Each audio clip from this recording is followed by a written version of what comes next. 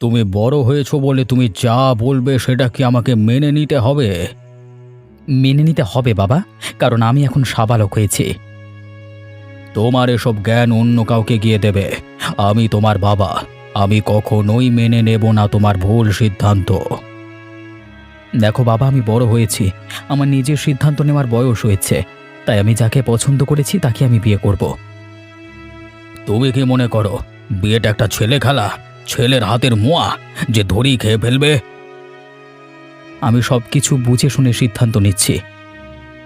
তাহলে এটাও বুঝে নাও যে তুমি কোনো কাজ করো না, আর বেকার নেকম্মার ঢেকিকে বিয়ে করা উচিত নয়। আমার জীবন নিয়ে আমি নিজে চালিয়ে নেব বাবা। তুমি কিভাবে চালাবে আমার জানা আছে। নিজেকেই সামলাতে পারো না, তুমি একটা মেয়েকে সামলাবে কিভাবে?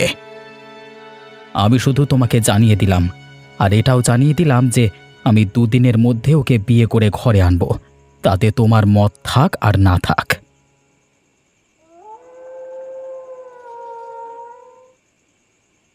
বাবা, তোমাকে একটা কথা বলার ছিল। কি কথা বলবি? বাবা, আমার পলাশকে পছন্দ। পলাশ মানে পাশের গ্রামের অবিনাশ বাবুর? হ্যাঁ বাবা, ওকেই আমার পছন্দ। আর আমাকেও সে পছন্দ করে, বিয়ে করতে চায়। তোর মাথা কি খারাপ হয়ে গেছে নাকি? মাথা ঠিক আছে তোর? এতে মাথা খারাপের কি আছে বাবা? তুই হয়তো ভুলে যাচ্ছিস পূজা, যে আমরা গরিব ঘরের মানুষ। বামন হয়ে চাঁদে হাত দেওয়া ভালো দেখায় না, আর উচিতও নয়। তাই তোর এরকম একটা সম্বন্ধ করবার আগে ভাবনা চিন্তা করা উচিত ছিল। অবিনাশ বাবুরা ভীষণ বড় লোক, আর আর ওরা যতটা বড় লোক আমরা তার তুলনায় ততটাই গরিব। যাদের নুন আনতে পান্তা ফুরায় তাদের অমন বড় ঘরের সম্বন্ধ করা উচিত না, সেই কথাটা মনে রাখিস। দেখো বাবা, ভালোবাসায় অত কিছু দেখতে হয় না। আমি ওকে যখন বিয়ে করব বলে ঠিক করেছি, তখন ওকেই আমি বিয়ে করব। দেখ মা, জেদ করিস না, আমি তোর ভালোর জন্যই বলছি। আমার ভালো মন্দ তোমায় ভাবতে হবে না বাবা।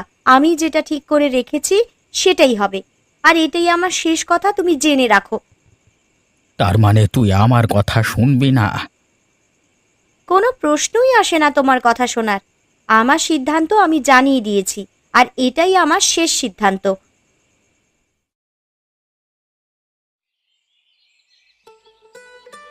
তুমি কি বেরোচ্ছ নাকি গো? হ্যাঁ গো, বেরোচ্ছি। এখন যদি না বের হই তাহলে এতগুলো সবজি বিক্রি করে আর ফিরতে পারবো না। সবজি বেঁচে যাবে, তাই সকাল সকাল যাচ্ছি। ঠিক আছে, সাবধানে ফিরে এসো।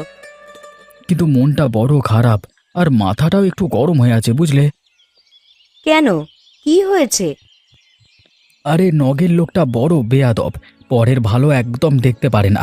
কালকে বাজারে আমি সবজি বিক্রি করছিলাম, মা আমাকে এসে উল্টো পাল্টা কথা বলছিল, তাই হয়ে গেছে ওর সাথে দু চারটে কথা কাটাকাটি। আজ যদি কিছু বলতে আসে শুনিয়ে দেবো একেবারে। দেখো, তুমি আমার একটা কথা রাখবে। কি কথা? লোকে সেই গাছে ঢিল মারে যে গাছে ফল হয়, তাই বলছি ওই লোকটা যদি তোমাকে কিছু বলে তাহলে তোমার উচিত কিন্তু চুপ করে থাকা। দেখো, আমরা সাধারণ মানুষ, তাই আমাদের জীবনে শত্রু যত কম হবে ততই ভালো। তুমি একদম গন্ডগোল করো না ওর সাথে। কিন্তু ওর সাথে গন্ডগোল না করে আমি সবজি বিক্রি করব কোথায়? তুমি অবিনাশ বাবুর বাড়িতে যাও। ওনার বাড়িতে অনেক লোক রোজ খাওয়া দাওয়া করে। ওর কাছে তোমার সবজি বিক্রি হয়ে যাবার সম্ভাবনা কিন্তু আছে। দেখো, ঝগড়া করতে তো আমারও ভালো লাগে না। তাহলে আমি যেটা বলছি ওটাই শোনো। বেশ ঠিক আছে, আমি সেটাই করব। বুদ্ধিটা আমারও মনে ধরেছে। এখন আমি আসি, কেমন? এসো। দুগ্গা দুগ্গা।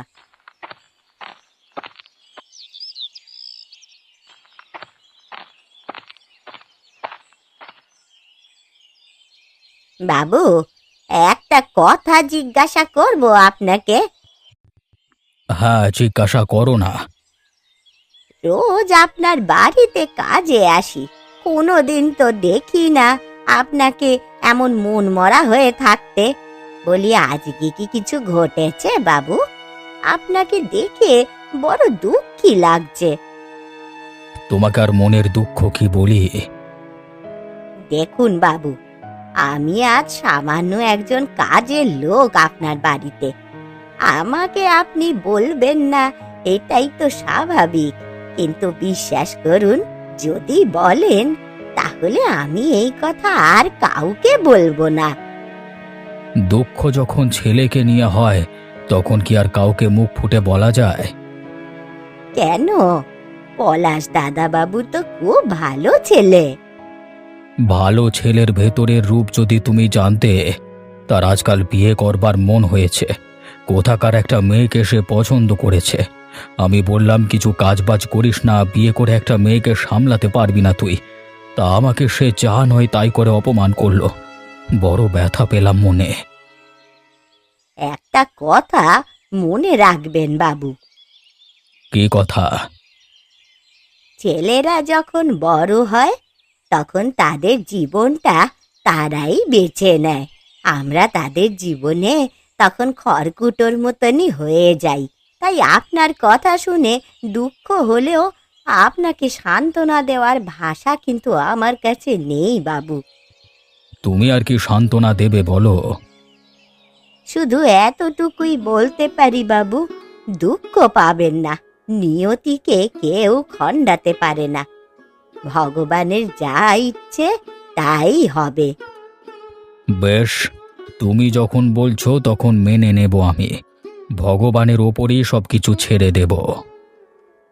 ঠিক আছে বাবু, আমি এবারে তাহলে কাজে যাই।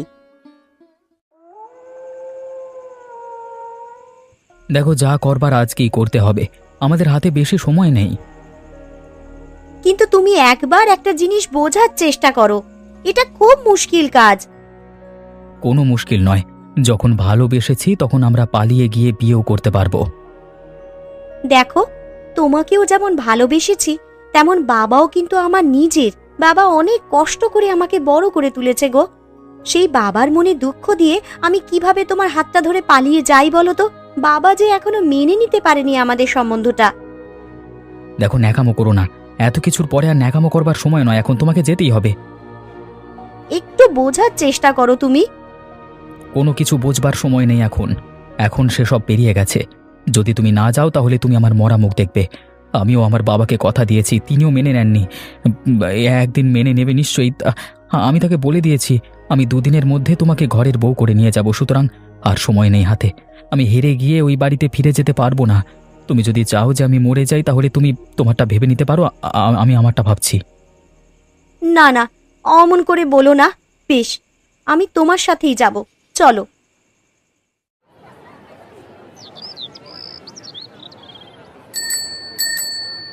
কি গোপালদা, আজও আবার সবজি নিয়ে বসে পড়েছো নির্লজ্জের মতো? আরে নির্লজ্জের মতো হবে কেন ভাই? এটা আমার ব্যবসা, আমি খেটে খাই, বুঝলে? আমি লোকের পেছনে চুগলি করে বেড়াই না, তাই আমাকে রোজই আমার ব্যবসা নিয়ে বসতে হয়। তা দেখছি আজকে বেশ ভালো ভালো ঢেঁড়স রেখেছো, তো দাম কত? তোমার জন্য 50 টাকা কিলো। ব্যাস, শুরু করে দিলে তো চোরের কারবার। আমাকে দেখি অমনি দাম বেশি করে দিলে, নাকি আজকাল সবার থেকে এরকম চুরিবিদ্যা শুরু করেছো? অবশ্য চুরি ছাড়া তোমার মতো লোকেরা করতেই বা কি পারে? দেখো ভাই, মুখ সামলে কথা বলো। আমি এখনো পর্যন্ত সৎ পথে কারবার করি। আমি দাম বেশি নিলেও মাল ভালো দিই, আর বেশি দাম নেওয়াকে চুরি বলে না, বুঝলে তো? থাক থাক, তোমার মুখে আর ভালো কথা শুনতে চাই না। কথায় আছে না, চোরের মায়ের বড় গলা। কে চোর সেটা বাজার শুদ্ধ লোক সবাই জানে। তোমার থেকে বড় চোর যে তল্লাটে নেই সেটা সবাই জানে, বুঝলে তো? তাই নিজেকে আর সাধু প্রমাণ করবার চেষ্টা করো না। তুমি আমাকে অপমান করছো গোপালদা? মান অপমান বোধ থাকলে কি আর আমার কাছে এসে পায়ের উপর পা তুলে ঝগড়া করতে? সত্যি কথা কি তোমার ঝগড়া বলে মনে হচ্ছে? দেখ ভাই, এখানে আমি ব্যবসা করতে এসেছি, তোর সাথে ঝগড়া করতে আসিনি। তুই এখান থেকে যা, তুই যাদগিরি। যদি ভালো কথায় না শুনিস তাহলে কিন্তু লোক জড়ো করে আমি তোকে এখান থেকে তাড়িয়ে দেবো, তখন বুঝবি ঠেলা। ঠিক আছে, আমি যাচ্ছি। তবে জেনে রেখো, এই অপমানের শোধ আমি নেবই। এই অপমানের বদলা আমি যদি নিতে না পারি তবে আমার নামে তুমি বাজারে কুত্তা পুষবে, কুত্তা। দেখো বাবা, আমি আমার কথা রেখেছি। তোমার ঘরে বৌমা এনেছি। আমি বলেছিলাম না দুদিনের মধ্যে বিয়ে করে আনবো? আমি ঠিক দুদিনেই বিয়ে করে এনেছি। তুই কি করলি পলাশ? এমনটা তুই করতে পারলি আমার সাথে? অবাক হচ্ছ কেন বাবা? আমি তো বলেছিলাম আমি দুদিনের মধ্যে বিয়ে করে আনবো। আর তুমি নিশ্চয়ই জানো যে তোমার ছেলে যেটা একবার মুখ থেকে বার করে সেটাই করে ছাড়ে। কিন্তু এবার তুই কি করবি? তুই নিজে কোনো কাজ কাম করিস না, তুই নতুন বৌমার যত্ন রাখবি কি করে? এ সরো তো, এখন এসব কথা বলো না, আমাকে ঘরে যেতে দাও। না, তুই আমার কথার উত্তর না দিয়ে ঘরে যেতে পারবি না। তুমি কি আমার উপর জোর জুলুম করবে নাকি? বাবা হিসেবে তোকে শাসন করবার অধিকার আমার আছে। তোমাকে আর সেই অধিকার দিতে পারছি না বাবা। এখন আমার রাস্তা ছাড়ো, আমি আমার নতুন বউকে রাস্তায় দাঁড় করিয়ে রাখতে পারবো না। তাহলে এটাও বলে যা যে নতুন বউকে খাওয়াবি কি? আমার বউ আমি বুঝবো, তোমাকে অত চিন্তা করতে হবে না। সবটা কি নিজেই বুঝতে শুরু করে দিয়েছিস? এই শরত বাবা, হাঁটো আমার রাস্তা থেকে। এসো এসো পূজা, ভেতরে এসো।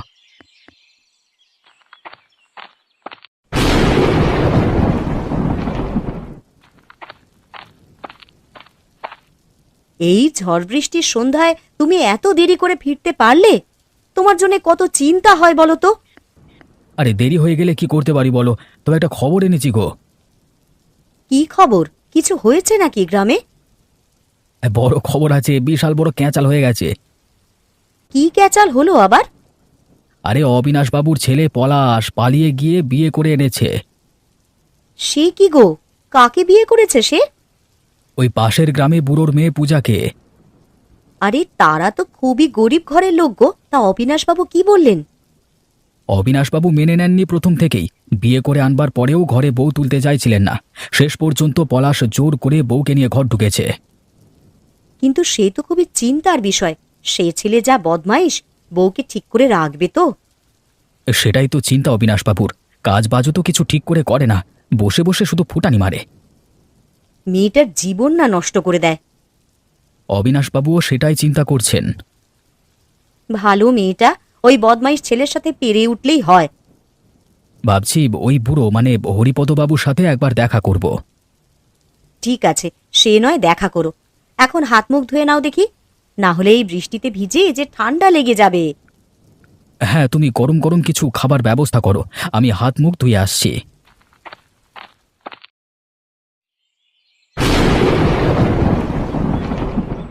ও নতুন বউ, একটু শুনে যাও না গো।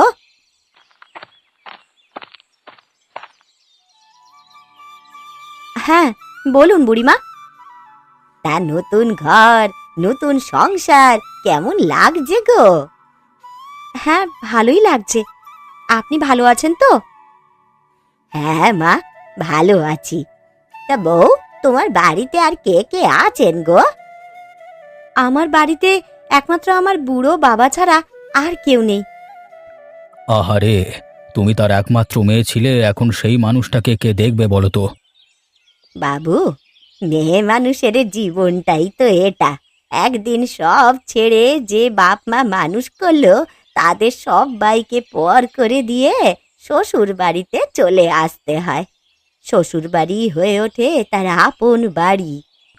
ঠিক আছে, আমি দেখছি কি করা যায় মা। আপনি কি করবেন বাবা? আমিও তো এক বাপ, তাই বাপ হয়ে বাপের কষ্টটা বুঝি। এই দুনিয়ায় বাপের কষ্ট একমাত্র বাবারাই বুঝতে পারে। তাই আমি আজকে সন্ধেবেলায় গিয়ে ওনার সাথে দেখা করব। কিন্তু একটা কথা বলবো বাবু। হ্যাঁ বলো না। আজ আকাশের অবস্থা ভালো না। আজ আপনি যাবেন না, বলা তো যায় না কোথা থেকে কি হয়ে যায়। আরে তুমি বেকার চিন্তা করো না তো। এই গ্রামে আমি জন্মে থেকে এতগুলো বছর কাটিয়ে দিলাম। এখানের প্রকৃতিকে আমি ভালো করেই চিনি। আমি এত বছর ধরে অভ্যস্ত এখানে, আমার কিচ্ছু হবে না। আমি যখন ঠিক করেছি যাবার, আজকেই আমি যাব।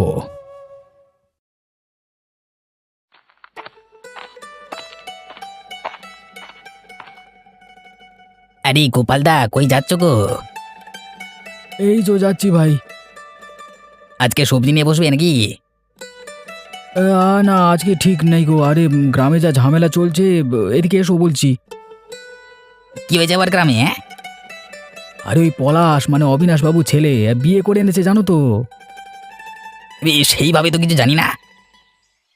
আরে শুধু কি বিয়ে করে এনেছে, আরে নিজে তো কিছু কাজ বাজ করে না। আর পাশের গ্রাম থেকে হরিপদ বাবুর ওই গরিব মেয়েটাকে পটিয়ে পাঠিয়ে নিয়ে এসে তুলে নিয়েছে আর কি। তাই নিয়ে বাবার সাথে তো খুব ঝামেলা। তা ওর বাবা কি বলছেন? ওর বাবার একটাই দাবি যে নিজে কিছু কাজ বাজ করো, নিজেই ভালো হও, তারপর নয় সব ঠিকঠাক হয়ে যাবে। এখন বিয়ে করবার কোনো দরকার ছিল কি? কি ভাগ্য বলো তোমারই, নিজেই কিনা গ্রামের মোড়ল, নিজে গ্রামের সব সমস্যার সমাধান করে, আর নিজের ঘরই কিনা এত বড় কেঁচাল। বুঝলে তো ভাই, ওই কথায় আছে না, কপালের নাম গোপাল ঠাকুর। তাই হয়েছে। ভগবান কপালে যা লিখে দেবেন তুমি কি আর তাকে বদলাতে পারবে? তোমার আমার সাধ্য কি ভাই? তা একরকম ঠিকই বলেছো দাদা। ভাবছি একটা কাজ করব। কি কাজ শুনি? ভাবছি পাশের গ্রামে গিয়ে হরিপদ বাবুর সাথে একবার দেখা করব, পারলে আজকেই। তা তো বেশ কথা, আমিও যাবো তাহলে। হ্যাঁ, বেশ বেশ।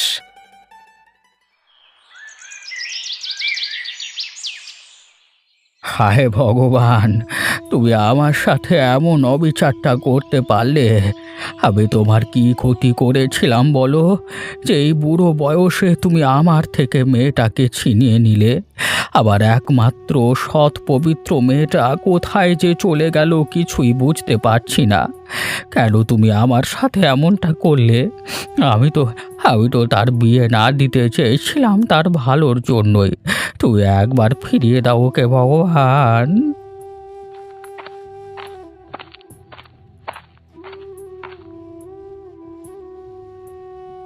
হরিপদবাবু বাড়িতে আছেন?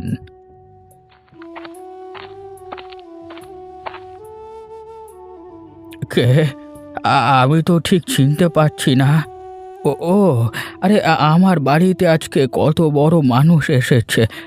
আসুন বাবু, আসুন, আপনাকে যে কোথায় বসতে দিই। থাক থাক, এখন থেকে আর আমি তোমার বাবু নই, আর আমাকে বসতে দেওয়ার জন্য অত তোড়জোড় করতে হবে না। এখন থেকে আমি তোমাদের কুটুম। আমার ছেলে পলাশ তোমার মেয়েকে, মানে কি আর বলবো, বিয়ে করেছে পালিয়ে নিয়ে গিয়ে। দেখো ভাই, আমারও আর তোমার দুজনের মত ছিল না, কিন্তু দিনের শেষে ওরা আধুনিক ছেলে মেয়ে, তাই ওরা যখন নিজের ভাবনাটা ভেবেই নিয়েছে তখন আমরা তো ফেলে দিতে পারি না। আপনি মেনে নিয়েছেন? আমার ছোট ছেলে যখন করেই ফেলেছে ভুল, তখন সেটাকে আর বদলানো যাবে না। আমি তোমার কাছে প্রতিশ্রুতি দিয়ে যাচ্ছি, তোমার মেয়েকে আমি আমার কাছে নিজের মেয়ের মতোই রাখব, তার কোনো দুঃখ আমি হতে দেব না। ব্যাস, এটুকুই আপনার থেকে শোনবার ছিল। আমি এবার শান্তিতে মরতে পারবো।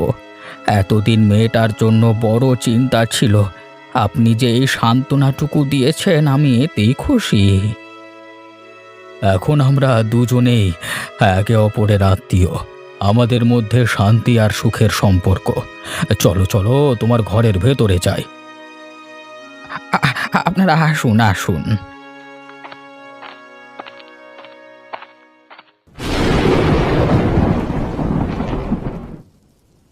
পলাশ ভাই, একটা কথা বলতে এলাম তোমাকে, আর তোমার বৌদিকে নিয়ে এলাম। হ্যাঁ দাদা, বলো না, কি বলবে? দেখো ভাই, সংসার জিনিসটা একটা আলাদা জিনিস। আমি নিজেও তোমার মতো রাস্তায় রাস্তায় ঘুরে বেড়াতাম, নিজের মতো করে জীবনটা বাঁচতাম, কিন্তু তোমার বৌদিকে জিজ্ঞেস করো। তোমার বৌদিকে যখন বিয়ে করে আনি তখন থেকে আমি সংসারী হই। সংসার সবাইকে মন দিয়ে করতে হয়, তোমাকে দায়িত্ব নিতে হবে সংসারের। এখন আর বদমাইশি করে বউটাকে কষ্ট দিলে চলবে না। যত যাই হোক, তোমার বাবা সব কিছু মেনে নিয়েছেন, এবারে সব কিছু ঠিকঠাক করে ফেলো ভাই। দাদা, একটা সত্যি কথা বলবো, জীবনে নিজের কাজগুলো বলবার মতো একটা মানুষ প্রয়োজন আর কি। আমার খুব ভালো লাগলো তোমরা আমার বাড়িতে এলে আর আমার সাথে কথাগুলো বললে। তবে কি জানো তো, আমি তোকে ভালোবেসে বিয়ে করেছি। আমি এটা প্রতিজ্ঞা করছি এবং তোমাকে বলছি যে পূজার সুখের জন্য আমি সব কিছু করব। আমি নিজের সব বদঅভ্যেস ছেড়ে সংসারী হব, সংসারে মন দেব আর ওকে সুখী করব। হ্যাঁ পলাশ, যখন কথা দিয়ে ফেলেছো কিন্তু, তাহলে এই বৃষ্টির মধ্যে ভালো হবে দাদা, তোমরা আয়োজন করো।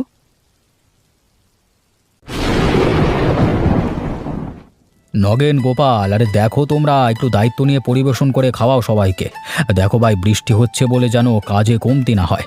কেউ যেন আমার দাওয়া থেকে এই আনন্দের দিনে না খেয়ে ফিরে না যায়। আতিথেয়তার কোনো কমতি যেন না হয় কারোর, নজর দেবে কিন্তু। আর সবাই পেট ভরে খেয়ে তবে যাবে। আপনারা যে এমন আয়োজন করেছেন, এতে আমার মন ভরে গেছে। আমি তো কোনোদিন ভাবতেই পারিনি আমার মেয়ের কপালে এত সুখ লেখা ছিল। কপালে যা লেখা আছে সেটা ঠিকই হয়ে যায়। আমি তুমি আমাদের মতো সাধারণ মানুষেরা বাধা দেওয়ার কে বলো তো? এ কথা আপনি একদম ঠিক বলেছেন। বাবা, তোমার হাত ধরে একটা অনুরোধ করছি। তোমরা ভালোবেসে বিয়ে করেছো, কোনো দিন যেন তোমাদের মধ্যে ঝামেলা না হয়। আমি হয়তো কদিন পর আর এই দুনিয়ায় থাকবো না, বুড়ো হয়েছি তো, কিন্তু তোমরা থাকবে। তোমরা সত্যি কথা বলতে কি, আমার মেয়েটা খুব ভালো গো, ওকে তুমি কখনো কষ্ট দিও না। আমিও আপনাকে কথা দিচ্ছি, আমার কারণে আমার ভালোবাসা পূজা কোনো দিন কষ্ট পাবে না।